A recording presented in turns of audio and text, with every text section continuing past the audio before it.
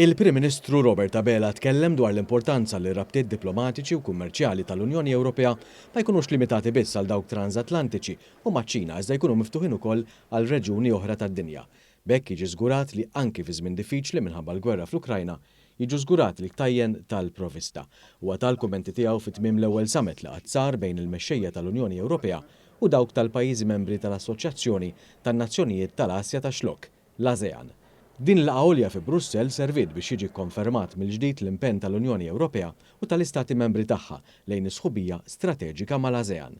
Diskussjoni li segwiet dak li ġara wkoll fl-Amerika ftit tal-ġranet ilu fejn kellna l-att illi għadda biex jirreżisti biex jiġilet l-inflazzjoni u allura kemm hemmhekk tifhem l-importanza li relazzjonijiet kummerċjali u diplomatiċi ma jkunux biss dawk transatlantiċi, dawk maċ-Ċina, imma jkunu aktar mifruxin ukoll. Ġifieri qed nitkellmu mal-10 pajjiżi li semmejt inti wkoll, mal-pajjiżi fl-Afrika kollha inkluż biex niżguraw illi supply chains tagħna f'dan il-perjodu diffiċli naxxenti mill-gwerra bejn l-Ukrajna u r-Russja ikunu assigurati u għalhekk l-importanza ta' summit bħal dak tal-lum fejn kellna dialogu nemmen li kien wieħed kostruttiv ħafna fejn rajna wkoll niċeċ ekonomiċi ġodda bħal dawk fid-diġitali, fl-innovazzjoni, fil-konnettività fejn wieħed jista' jimraħ.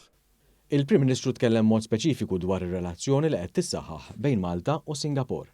Semmejt Singapur u hemmhekk fejn pajjiżna għandu relazzjoni importanti ftit tal-ġranet ilu fil-fatt kellna is-Civil Protection Department tagħna li kien qiegħed hemmhekk u hemm relazzjoni li ilha għaddejja sal-numru ta' snin fejn hemm kollaborazzjoni kif fuq il-protezzjoni ċivili kif ukoll fuq il-frontieri u għalhekk fejn iva rridu nibqgħu naraw din l-erja tant importanti li niddiversifikaw fin-niċeċ ekonomiċi f'dan il-mumenti relattivament diffiċli jew diffiċli ħafna imma fejn tittara li dan id-dialogu jibqa' wieħed miftuħ ħafna. Din l-għolja saret biex tikkommemora 45 sena ta' relazzjonijiet diplomatiċi bejn l-Unjoni Ewropea u l-pajjiżi tal-Asja tax-Xlokk u ko-presidewa l-President tal-Kunsill Ewropew Charles Michel u l-President tal-ASEAN għal-2022 il-Prim Ministru tal-Kambodja Hun Sen.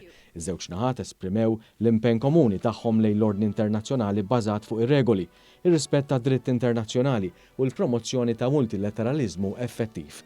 Fost il-materji fuq l-aġenda kien hemm ukoll il-konnettività, il-qalba għal enerġija nadifa u ġusta, il-kummerċ, it-tranzizzjoni diġitali. Intant il-ħamis il-Prim Ministru Robert Abela se jieħu sem fl-aħħar Kunsill Ewropew għal din is-sena. L-aġenda tal-laqgħa tiffoka fuq l-isfidi li kkaratterizzaw ħajjet u ħidmet l-istituzzjonijiet Ewropej matul din is-sena. Fost dawn hemm il-gwerra fl-Ukrajna u l-kriżi tal-enerġija. Fittra lil mexxejja Ewropej, il-President tal-Kunsill Ewropew Charles Michel qal li fil-laqgħa l-mexxejja se jkunu qed iħarsu lejn l-isfidi li jridu jiġu indirizzati matul is-sena li ġejja, fosthom ir-riforma fis-suq tal-elettriku li se tiġi proposta dalwaqt mill-Kummissjoni Ewropea.